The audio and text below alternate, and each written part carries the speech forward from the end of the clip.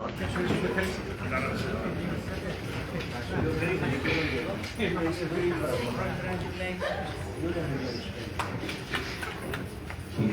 Shukyakovos, presenting His Eminence Bishop Magaras of Australia, Dr. Emilio Solomon, members of the Greek community, Dr. Parker from University of Sydney, Ms. Nia Tidas, President of IHEPA Sydney and New South Wales, Ms. Anastasia Karakaminakis, President of the Macedonian Association of New South Wales, Ms. Karibalis, President of the Panathenaian Association of New South Wales, Ms. Harula Themistokleos, President of the Australian Hellenic Teachers Association of New South Wales, Mr. Michael Peters Triago, President of Cyprus Community of New South Wales.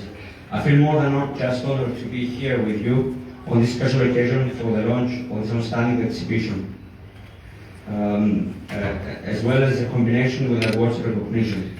The struggle was initiated by a few persons representing the soul of all Cypriots who were eager to abandon everything in order to get their freedom. The Cypriots could not stay still just by watching the movements of anti-colonialism throughout the world.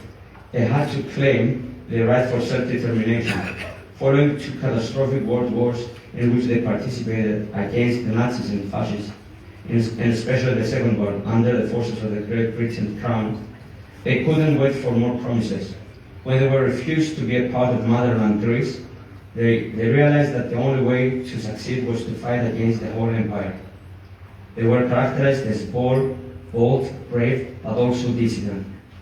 It is more than crystal clear that their passion for freedom and democracy was in their blood, their Greek blood, same as with their ancient Greek ancestors. They got organized under the guidelines of General Georgios Rivas, having the blessings of Archbishop Magaros III. Many of these heroes dropped their schools, their families, their friends to follow the path of the mountains, to be able to self-determine and reunify with Greece. Some of those persons became guerrilla warriors in the mountains. Others helped with every possible way the struggle against the British forces. Now, let me share a story, personal story. When I was around 10 or 11 maybe, when I was having English language lessons, I had in my mind that double G is pronounced as G, like strangle. So instead of saying the word struggle when I learned this word, I said strangle. My teacher smiled and asked me what I wanted to say.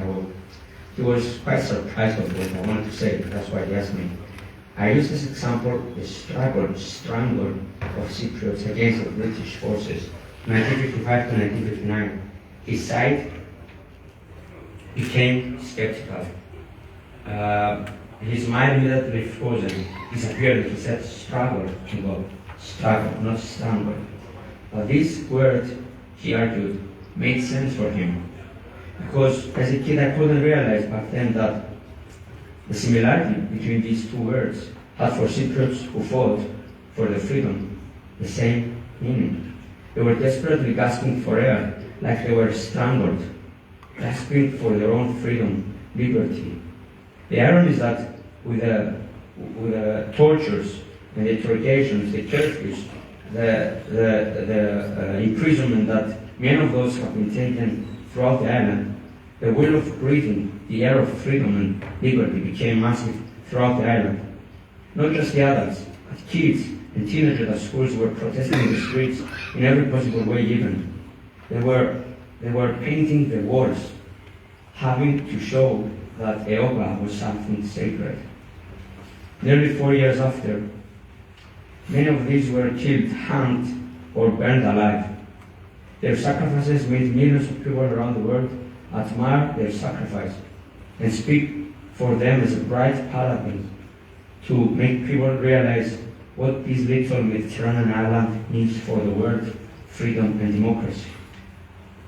Today, Cyprus has set its international footprint with deeds, actions and initiatives which represents European Union values and ideals, while Cyprus holds the European Union presidency. Values and ideals which are prioritized here where you live, in the Commonwealth of Australia. Values which unfortunately are in doubt nowadays across the world, Africa and specifically Ukraine, Middle East, in Cyprus' broader region. This is why Cyprus has to remain vigilant. Cyprus is small, but has a huge history and a legacy. The least we can do is to commemorate all those people and remember what all those persons did for us with their sacrifice. It is our duty and responsibility to continue and honor their legacy, if needed, by giving our all with our blood. That's because we have to show in practice our love to our divided island. Thank you.